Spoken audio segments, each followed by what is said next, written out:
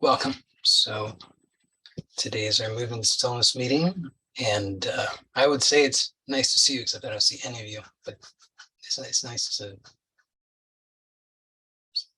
to imagine you. I see names. So today we're going to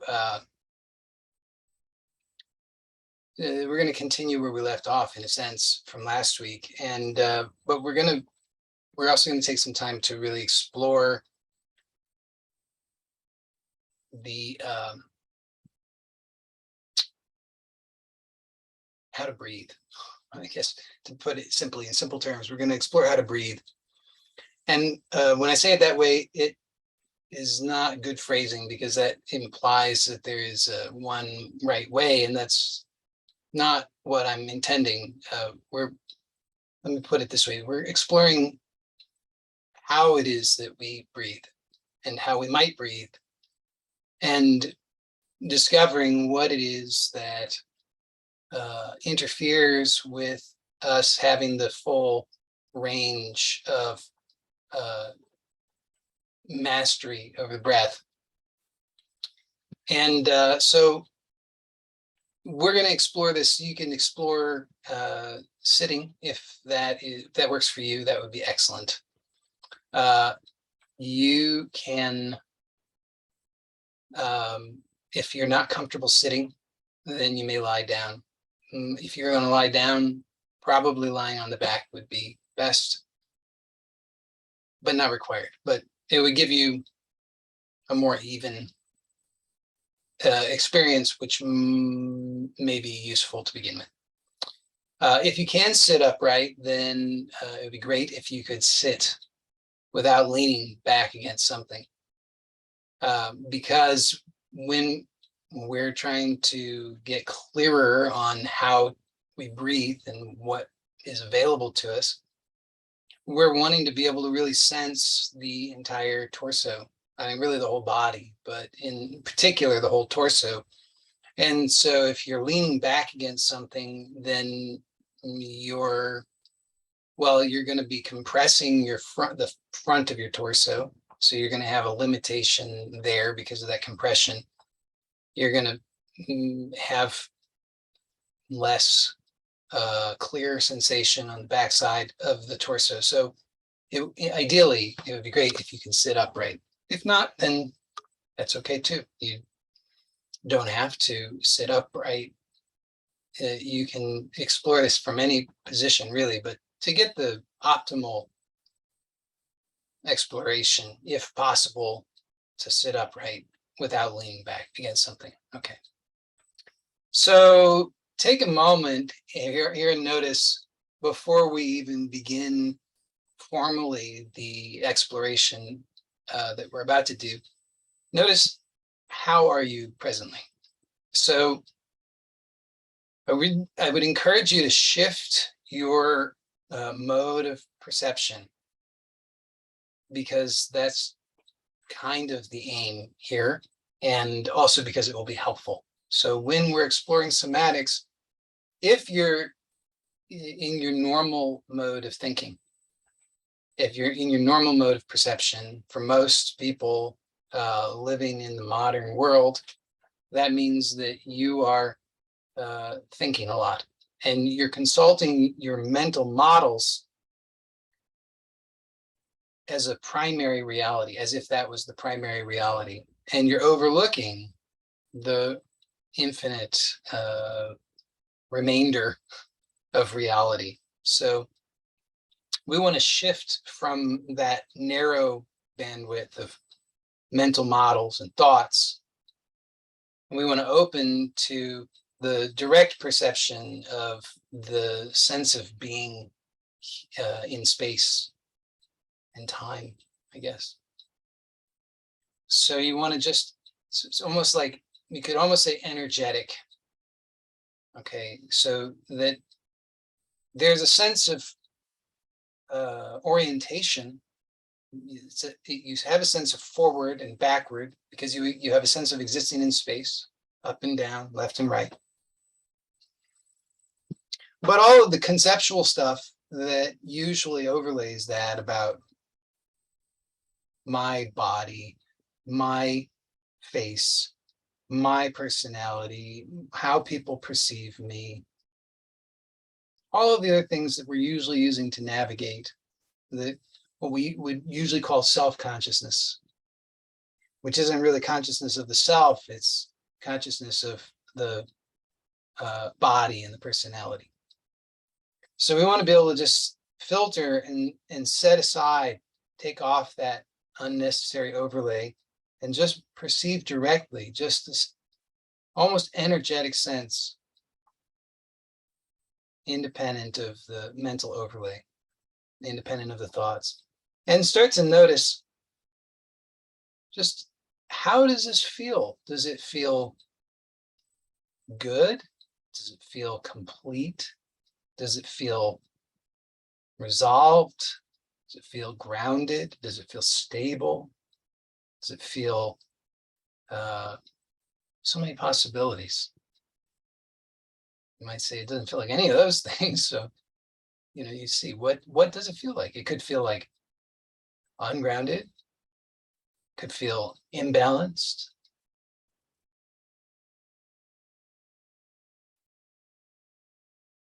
I mean, just to be clear, it's not literally true. You can't have a feeling is pure feeling, but here we're trying to convey a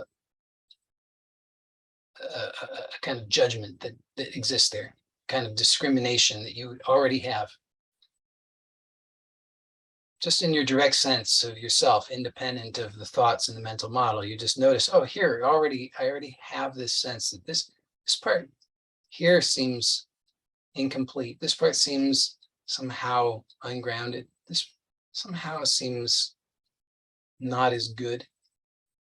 You just kind of take an inventory and then start to notice that you have this amazing power, which is that you can actually just let go. So what you'll notice is all the parts that seem not as pleasant, not as pleasurable, not as satisfying, not as complete, not as resolved, not as grounded. All those parts, what they have in common is that there's a kind of gripping or tension or apprehension or strain, some kind of effort that's being made, albeit largely unconsciously, but you start to become conscious of it in this way, in this way of perceiving. And then you can start to exercise this power that you have of just being able to let go. So don't, of course, if you try to do the whole thing all at once, you just say, alakazam, everything is let go, everything is completely released, there's total okayness. You can do that, but you'll probably find that you have a hard time sustaining that. You kind of flip between that and then the habitual state of all of the tension. So what I'm encouraging here is one at a time, just sort of gently find what I usually call the low-hanging fruit, and just see that you can exercise this power of letting go, of softening, of releasing, and see how is that. Does it feel more stable, more grounded? So this power of the ability to let go is, in my experience, is a very important power. It's a very useful power. It's a very practical power. And it's one that, like all other things in this world, in this experience, the practice makes perfect. So you don't have mastery at first. You're barely able to do it. But as you apply yourself repeatedly, persistently, you move toward mastery. I was reading, I'm looking over here because I was thinking the book's up here, but it's not over there. There's a book I've been reading recently, which may seem to be of a totally different matter, but it's by an author named Van Tharp, and he's writing about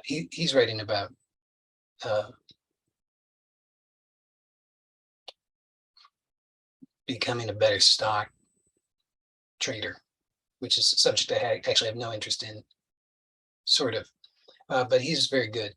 And he references Malcolm Gladwell, who says apparently that what people who have a certain level of mastery in, regardless of the subject, what they all have in common is that they have applied themselves to that for at least 10,000 hours.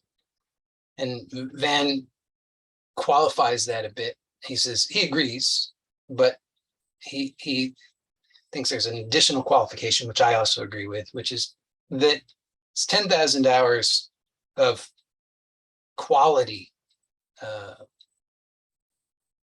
practice, quality application. So too with this, what I'm saying is you have this power of letting go. And at first you don't have much skill with it. As you apply yourself, and each time you let go, each time you activate this power, your mastery, you move toward mastery, you move in that direction.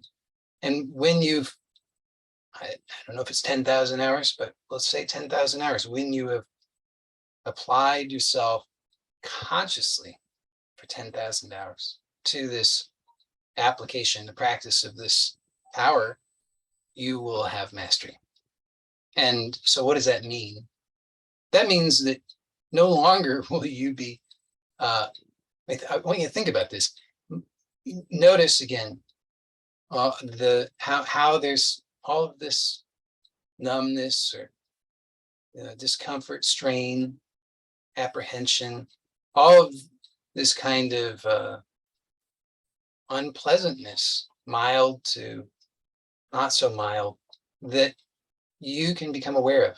It's there. It's there to be discovered. And you notice, oh, that's familiar. That's how you're holding yourself all day long, and probably all night long, probably all the time. So, and then notice there's probably, you have to admit, there's probably a great deal more that you're not even yet aware of, but that you could become aware of. So think about it. It's like just the tip of the iceberg, what you're aware of, so much more. Now, don't let this be overwhelming to you. It needn't be, but I'm painting this picture because I want you to see that patience is a virtue when applied correctly. To know that you're developing a really powerful, useful skill that will serve you forever, and it will serve you for good, and it will serve your children and your community, and everybody will benefit from this. So it's very well worth investing the 10,000 hours of conscious application to gain that mastery. Now, of course, along the way, your life will be touched in beautiful ways. So it's not like you have to wait for 10,000 hours to get any benefits, but I want you to understand. So when you achieve that mastery, what that means is no longer will any of that unnecessary strain, effort, unpleasantness, discomfort, pain be there. Why? Because you have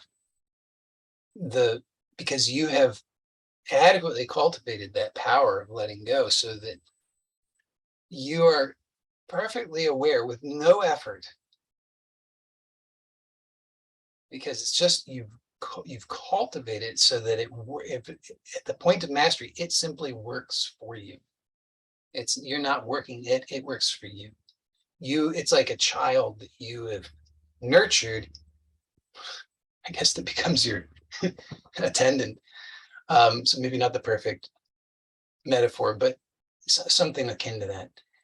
And then it works for you. You don't have to constantly be trying to work it. And so I want you to imagine, then think about what that will mean for you, what that will be like, because it's really, really important. You want to understand that and start to contrast the way that you are living with what's possible, because most people will live a tiny fraction of their potential. And it's because they accept that all of the pain, limitation, and so forth is inevitable, that it cannot be overcome, and that it's uh, due to some kind of external force. But what we're discovering here, so again, just notice whatever you can notice, and you can let go. And when you let go, notice that then you can notice more. You become aware of more in that contrast. You weren't so aware previously. You just had this dull, gnawing kind of sense of something, pain or discomfort, or something not right. But when you become aware adequately, you soften, let go. Suddenly there's a contrast that lets you know about much more that was underneath that you hadn't been aware of. So we need to be very slow, very gentle. And we want to encourage this kind of stability along the way. So rather than trying to, be the one, I don't know if you ever had this experience when you were in grade school. Perhaps there was the one student who was always everything was a competition to get it done first. There was a student in my classes who was like that. There'd be the test, and it was just a race to get it done, run up to the front, get it done. Now, do you think that that person likely really, and I don't know that all we learned was all that useful, but do you think that he learned as much as the people who actually took time to try and understand the material so that they could respond accurately to the test? Probably not. And so here too, we want to understand that let's not make it a race. If it's a race, if you become impatient, you start entertaining negative thoughts about how this isn't enough, how I'll never get there, how it's not even real, and all the other kinds of things that we can start to entertain, then you'll notice what's happening is all that stuff, all the tension is creeping back up. So it's just a reminder that you don't have to do that. Okay, so enough with the preliminaries. Now I want you to become aware of your breath and start to notice.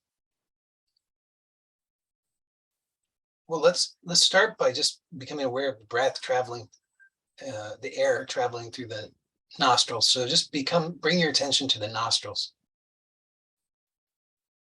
Notice the air moving through the nostrils.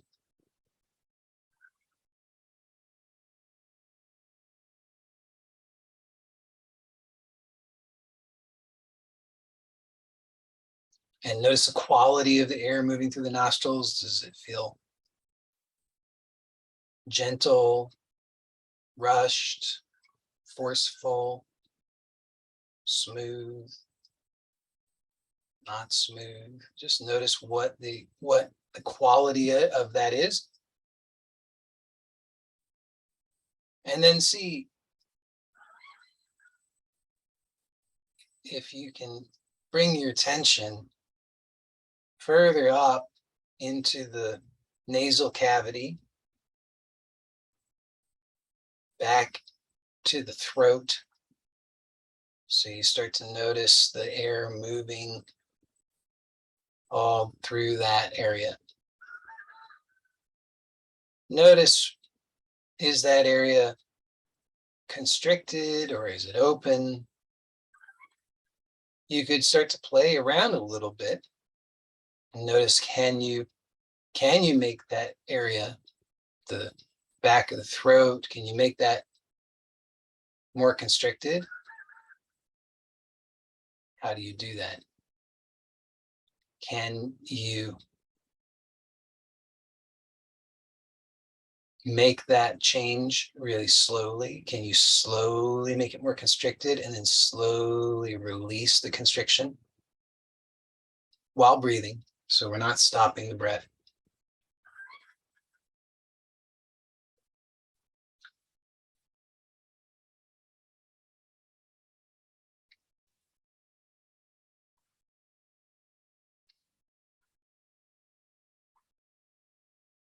And if you're able to do that, can you notice, are you able to do the constriction equally on the right side and the left side?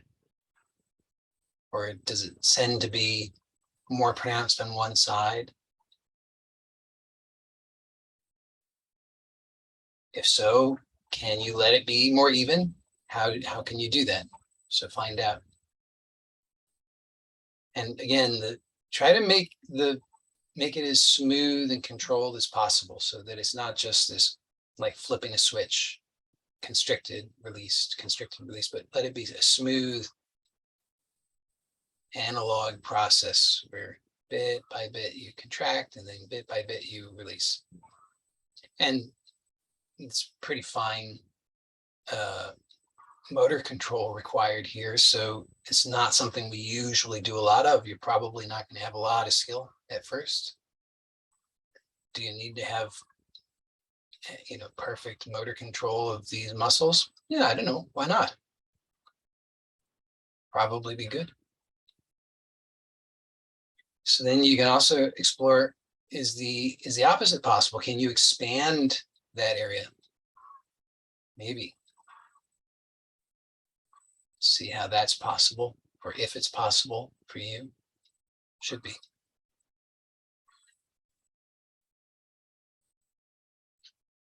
So then explore that.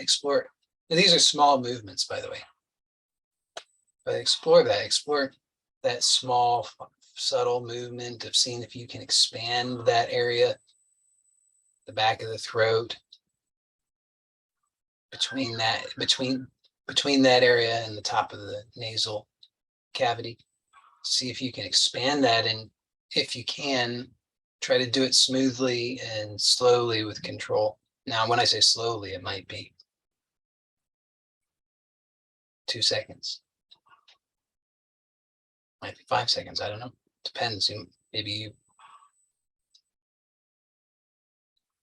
you have some very well-developed control over that, but don't demand something unreasonable of yourself. It could be very clunky, very awkward at first. So it's okay. Just see, you try to expand and then release. Expand and release. So notice we've now explored these two different kind of, they're not perfectly opposed to one another, but they're somewhat in opposition in the sense that of constriction and expansion.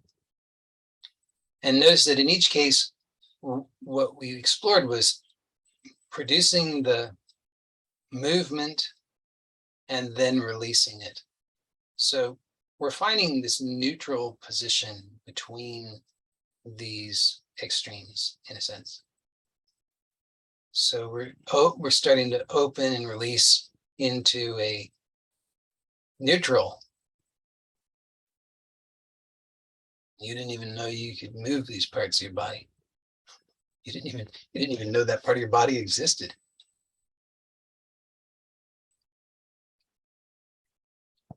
Okay, so now you can let the attention descend into to the base of the throat. So you could even put some fingers there. You'll notice that there's if you put your fingers on the throat, and then you just gently slide them down. You'll find there's a kind of small cavity there just at the base of the throat where the above the breastbone. So you could just let your fingers rest there. You don't want to poke in too much, but you could kind of gently prod in there just a little bit. Don't you provoke a gag reflex if you poke too much, but gently. And notice, what does that feel like? Does it feel yielding, comfortable, or does it feel tense? Are you even able to find that indentation, or does it just feel too armored there? Maybe so many possibilities. Maybe it just feels tender. Maybe you have some associations, emotional associations with that. Maybe it feels uncomfortable, or who knows? But find out, just see what that is for you as you're breathing and you're aware of that area. And so as you're aware of that area and you're breathing, notice how does the air move through that area? And by how, I mean, just what's the quality of it? Does it feel smooth? Does that area feel open, or does it feel constricted?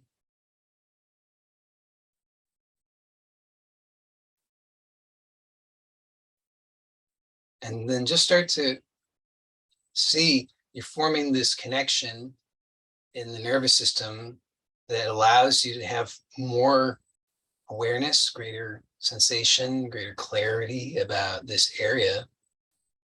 So notice that as you slowly start to develop that awareness, you can start to have an intention to let this area be more relaxed, more natural, more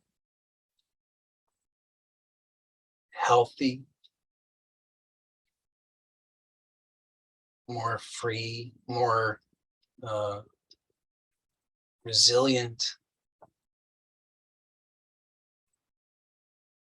And his intention is to start to feed back that, oh yeah, I can sense the area, and then I can have the intention, and then I can sense the area a little more clearly, and then I can have the intention and I can sense the area a little more clearly, and I can start to notice the area is open. It is opening up. Maybe you notice then some other areas around the neck that also you become aware of, maybe some areas kind of out to the shoulder area that you can also start to let those relax, so that the spine can come into neutral rather than the muscles pulling it out of its neutral alignment. You're relaxing the muscles so that the bones can do the work that they're designed to do. That's an important thing. Our bones require, for their health, they require that they have a load.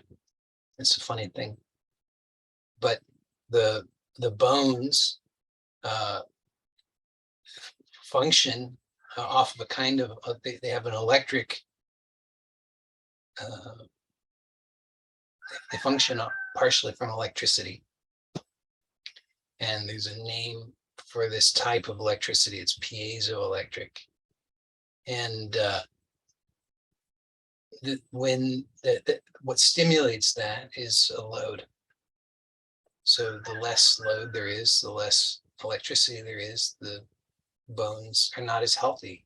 The bones aren't as healthy, then blood is not as healthy, the immune system's not working as well, all kinds of things. So let the bones do their work, they'll be healthier.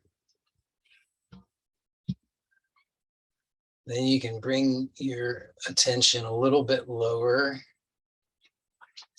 to the breastbone. So you could slide your fingers down and feel the breastbone. So it's kind of long, but you can just kind of feel around there and see what you can notice.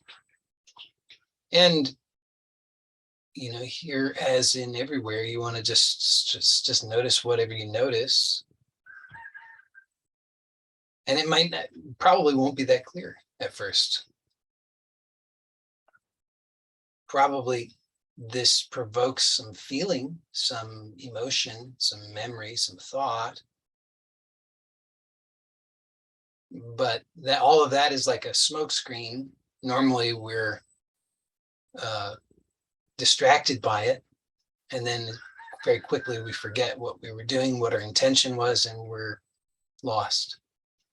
But we want to not be distracted by that smoke screen of the thoughts and sensations and emotions and all that, but instead we want to get clarity on this by just keeping our gentle, open, relaxed attention here and noticing what it is that's actually going on. And you might start to notice that as you do that, there's slowly this increased clarity, and that increased clarity allows you to start to have an intention. Like you could have an intention that, I want to more clearly sense the breastbone and where the ribs connect to it. So you might find that that's not clear. Why is that not clear? Maybe you start to ask yourself that, and becomes pretty obvious that the reason it's not clear is because there's armoring going on.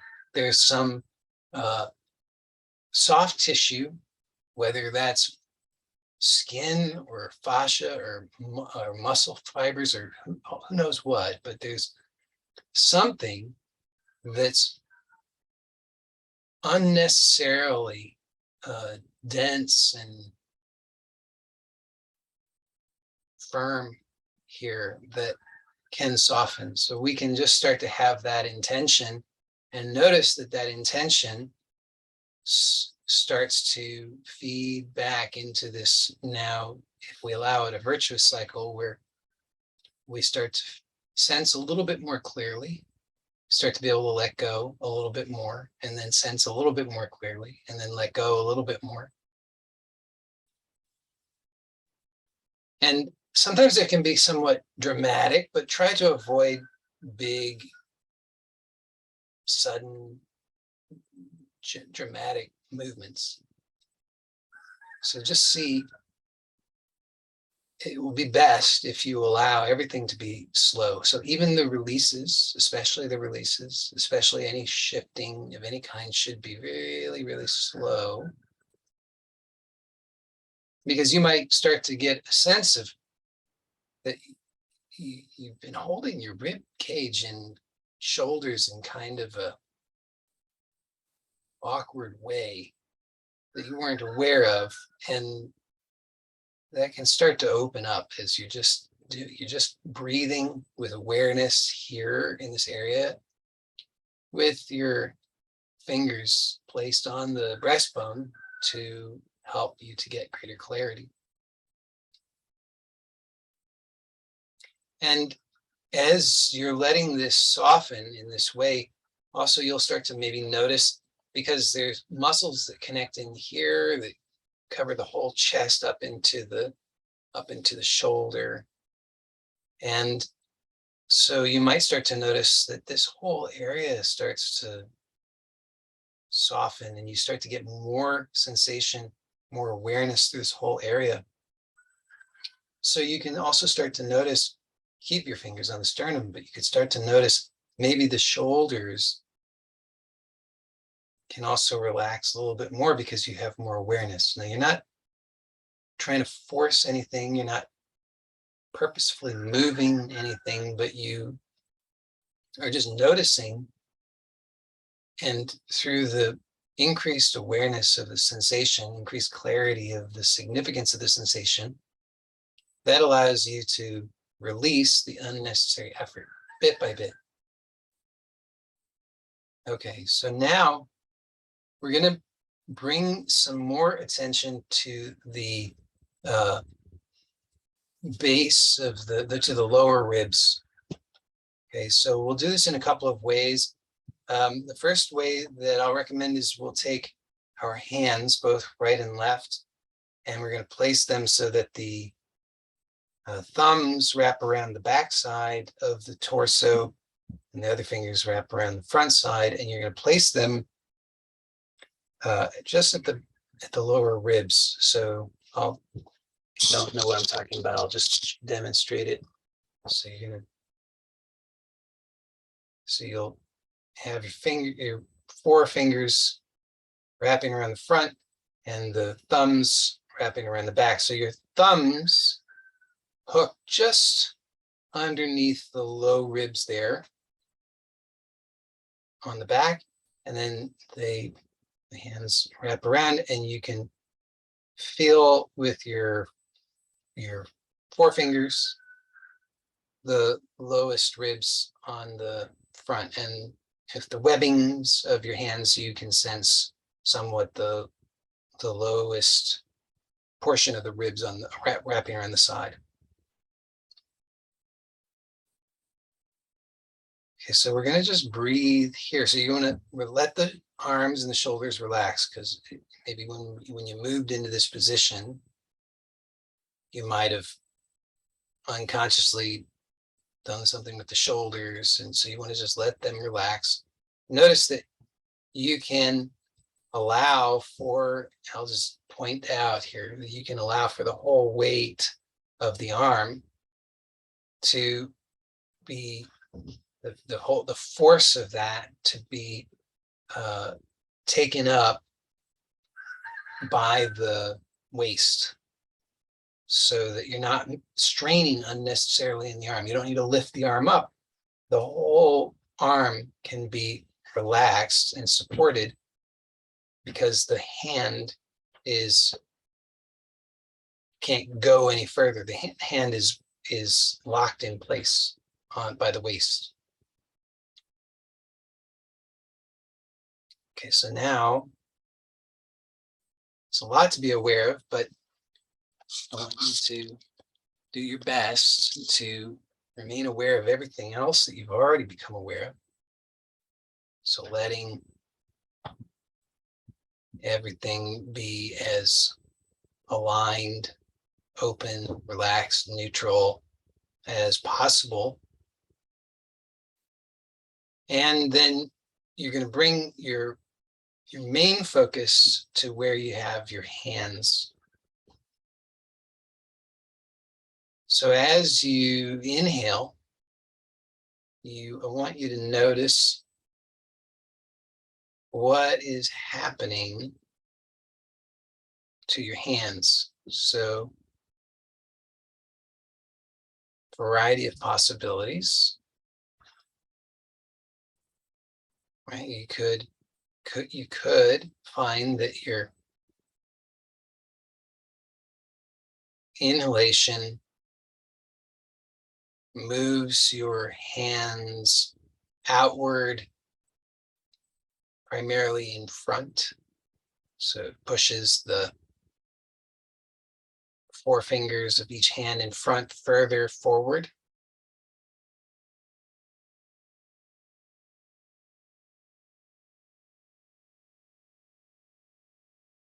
You could find that, well, first of all, let's see if you can do it that way. So it'll be interesting, because we'll see that there's a lot of complexity, a lot of different ways that we can do this. So see if you can find how to inhale in such a way that it causes the fingers on the front of the abdomen to move further forward. So that is, the abdomen expands primarily forward.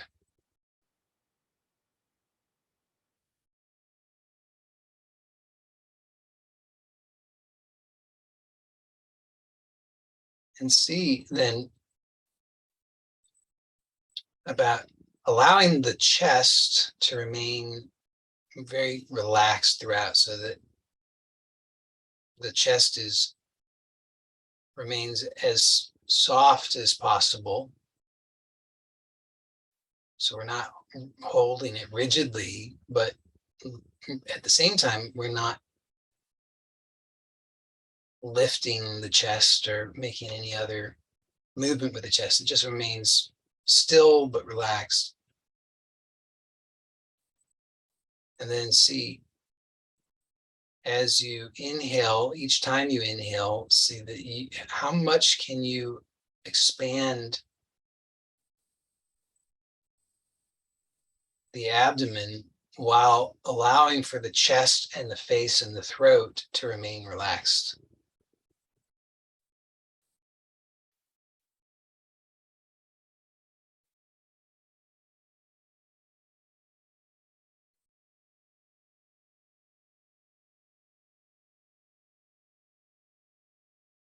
You might find that the more that you are able to expand the abdomen with the inhalation, the more you start to notice it on the lateral sides and on the back.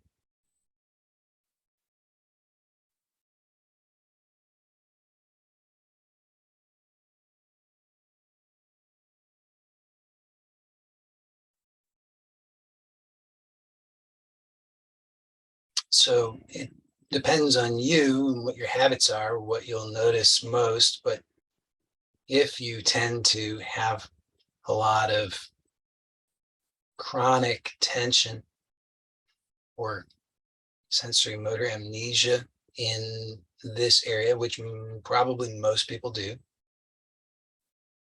there could be a variety of flavors. So for those who are familiar, we've talked about Thomas Hanna's three reflexes, primary reflexes, the red light, green light, and trauma reflexes.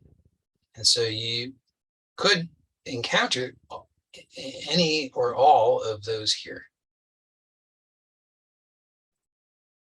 So you might notice there's some resistance on the front side of the abdomen when you're inhaling in this way. And that when you slow down and you bring a lot of conscious awareness there, you can begin to consciously release that resistance, which allows for the inhalation to be freer.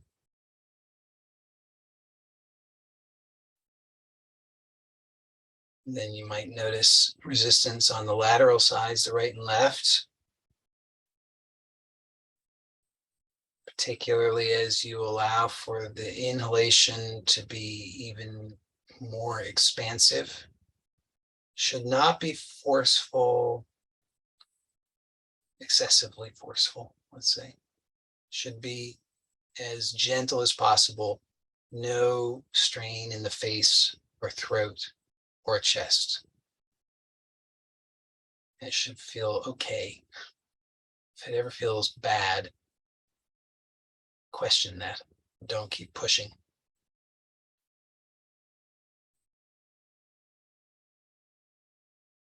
So you might find then something on the sides, and the same here too. You start to notice that you can consciously release that resistance so that the expansion of the waist on the sides becomes easier and freer. And then similarly on the backside, you might notice a lot of people have chronic tension in all this whole area. But also including on the backside. You might find it's more on the left or more on the right, or it might be equally on both. But a lot of the time people will have it more on one side. That's the trauma reflex. So that maybe there'll be a shortening of the waist on one side. The pelvis will be uneven, tilted slightly on one side. And just by breathing with awareness in this way, you can learn how to release that.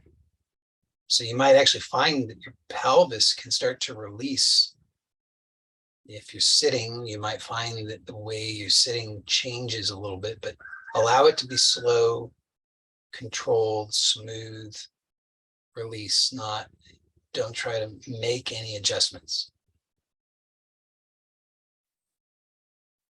So it takes a moment for your brain to catch up and start to notice that maybe this is better. At first, it might say, this is hard, it seems strenuous, how long do I have to do it? But after just a little bit, your brain might catch up and say, oh, this is better, less effortful, more stable, more relaxed.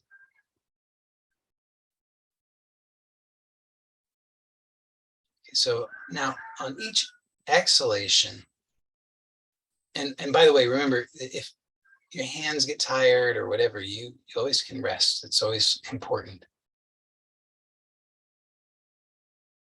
Now on each exhalation, you want to allow for the exhalation to be passive. Well, when I say passive, it's not entirely accurate. So let me rephrase it. You want to allow for a non-forced exhalation. So you'll notice that you have, as with inhalation, which we haven't yet explored many variations, but as with inhalation, we have variations for exhalation. So you could exhale in a variety of ways, but we're wanting to explore how to exhale without force. So when we inhale, there is some muscular effort required, and so some muscles are going to contract, and the lungs will inflate. And then when we exhale in a non-forceful way, then what we're doing is sort of reversing that process, just allowing the lungs to deflate without force, without squeezing. So with your hands placed on the waist as they are, and your fingers at the base of the rib cage where the diaphragm, thoracic diaphragm connects, where also these a variety of abdominal muscles are connecting to the rib cage. If you have a tendency, as many of us do, to have some force, unnecessary force to the exhalation at certain points, you may be able to sense that with your hands. So you might notice some tender points, or you might notice some areas under your hands that feel not so soft, feel kind of lumpy, bumpy, where you notice movements that are not smooth in the soft tissue, or where you're not even sure if it's soft tissue. You think maybe it's a bone, but it's probably not. So you want to start to allow for it to soften, allow for all of that tissue to soften. Now, you're not trying to collapse like a puddle of goo, obviously. So it's not like that. Obviously, you're sitting upright. There's some muscular effort involved, if you're sitting upright, that is. So we have to be aware of that and calibrate appropriately. We're not trying to be a pile of goo. So, or a puddle of goo, I guess it would be. And so, but we want to start to get clearer in our own sense of ourselves about what the significance of the sensations are. First of all, that we're feeling sensations, and then what the significance of those sensations are, and how we can use that feedback in order to start to encourage this positive virtuous cycle that I've already talked you through a few times here. We explored it at the throat and at the breastbone. So you want to start to become aware of that here too. So that as you're on each exhalation, let it soften. Let that soft tissue become supple, pliable, relaxed, comfortable. And you start to find out that you actually can do that. At first, your brain says, "What's he talking about? I can't do that. If I could do that, I would be much happier than I am. That's why I'm here. I want you to teach me how to do it." But actually, you can do it. You have that ability. So it's maybe somewhat latent, but that power exists in you, and that's actually the only place that you're ever going to be able to access it. Nobody else can do it for you. Only you can. So at best, people can point you in a useful direction, but you have to do the exploration yourself to discover what's being pointed to in your own experience. And that's the difference between, as they say, giving a man a fish and teaching a man to fish. And I'm very much interested in helping people to learn for themselves what about their own experience, so that you can have self-mastery. And it's a once these basic skills come online to a certain point, then you have the building blocks of everything that's necessary in order for you to gain self-mastery. So yes, at first it can seem, again, awkward. You don't maybe know what you're doing. You don't have confidence. That's fine. You're in the right place. That's what you're doing here. You're learning about that. You think about what a difference that can make in your life.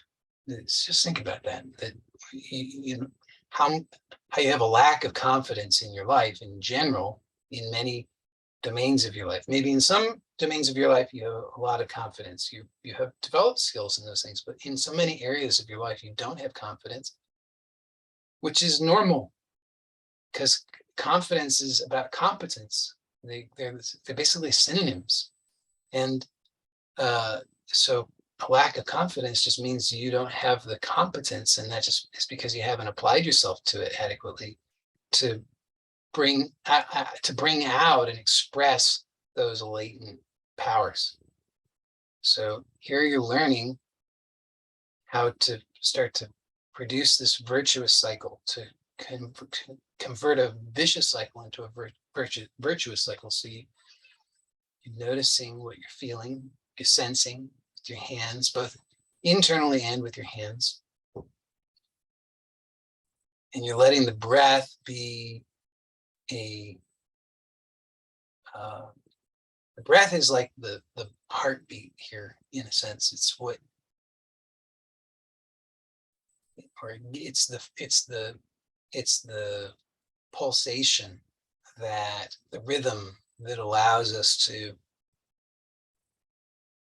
become more and more aware. Each time you notice that each time there's an inhalation, you're attentive to that, you're attentive to the sensations, you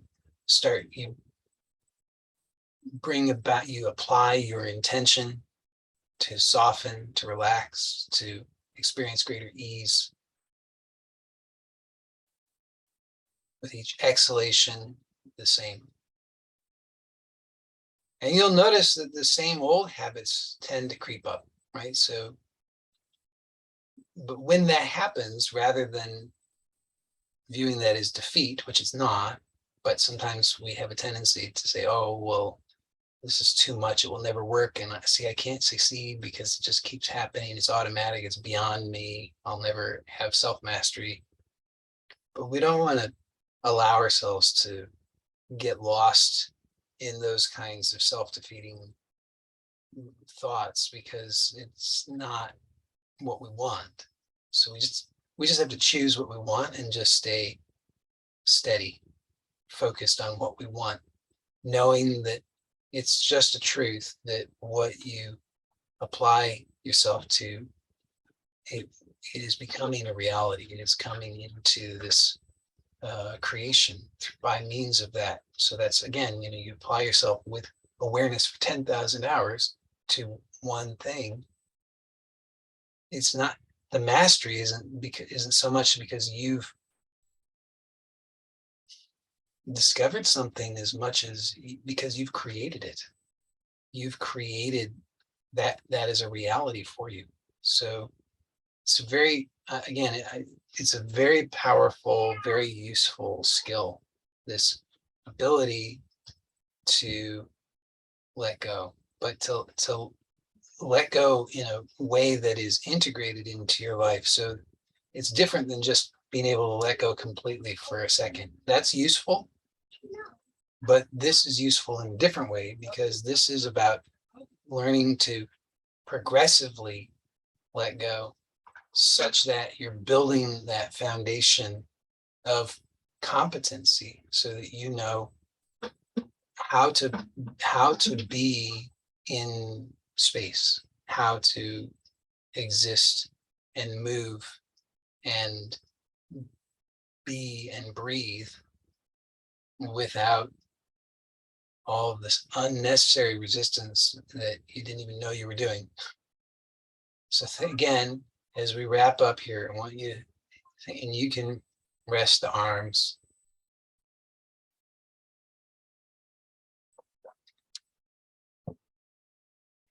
So there's so much more that we can explore regarding this. We've really just scratched the surface, but think about how, if you really allow this in, you can notice that it can really start to produce a powerful, profound change in your life. Because you think about how much in just this amount of time, just this sort of simple exploration, how much strain and tension did you encounter? Pretty remarkable. I would expect how much you would encounter, because it's normal. It's normal in this society. It was kind of shocking to me when I first noticed that, because like most people, I had no idea. I just thought, well, I hurt and my life isn't going very well, but that couldn't possibly be connected to some kind, layers of physical armoring that I am not yet aware of, that wouldn't have crossed my mind. But as I started to become aware of it in my own experience, then it started to make sense. And then what was really shocking was when I started to find that that's what everybody is experiencing. It wasn't just me. I thought at first it was just me, but then I started to find out, no, it's so far everybody I've tested this on is walking around with an enormous amount of chronic unconscious tension. And so you think about just that bit that you've encountered today in this exploration, and you notice how, if you look right now, you check in right now, you'll notice some portion of that, maybe even a significant portion of that, is crept back in, because it's normal. It's how you have, you're habituated to it. Well, think about how much easier, better, more enjoyable your life would be if you weren't doing that all the time. And that's possible, but it just requires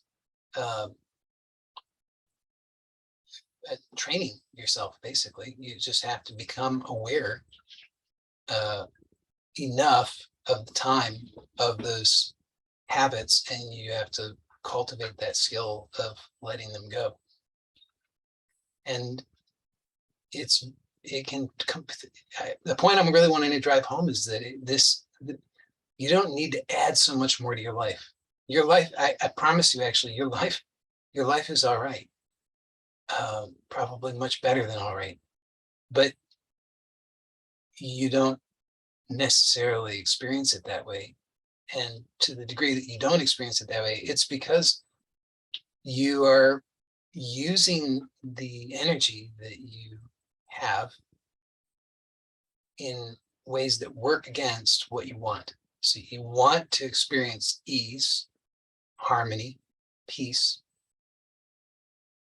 freedom. And so to experience that, you want to experience that at all levels, mentally, emotionally, spiritually, and physically. But no, of course, none of those are really separate things. They're all connected. And when you're holding on to this tension, which means you're using your energy to exert this tension. I don't know what else to call it other than working against yourself, because you have a desire to feel good, peace, harmony, as we've already said. And then here you are unconsciously, working yourself up and tying yourself in knots and hurting yourself. And we get caught up in thinking that things like, oh, this couldn't possibly be enough. My problems are surely due to some other thing. And or we think, oh, it's too overwhelming, it's too hard, I'll never succeed, or whatever we think. But all of that is unnecessary. It's an unnecessary delay, because, as they say, a journey of 10,000 miles begins with a single step. And so that's all that we need to do. We actually have the knowledge, and we have the necessary preliminary experience to be able to make use of that knowledge experientially. So now we just have to put, metaphorically, at least one foot in front of the other and continue on the journey. So my hope for today's takeaway is that you have gotten some clarity on how to start to transform vicious cycles of unconscious tension into virtuous cycles of letting go and surrendering, in a sense, to the intrinsic support, that is physically, we would say, the bones, so that that can do its work, which is in alignment with what you want. Because when that is doing its work, then you are free to be yourself, not having to constantly strain to prop up something and fix something. Instead, you can just be the joyful being that you are, simply aware and continuing to release into that joy of being more and more and more. So start small, and the more that you nourish that virtuous cycle, the bigger the benefits become. So thank you for joining me. I hope that you have found this to be very helpful and useful to you. And that's it for today. So blessings to you all. I'll see you next time.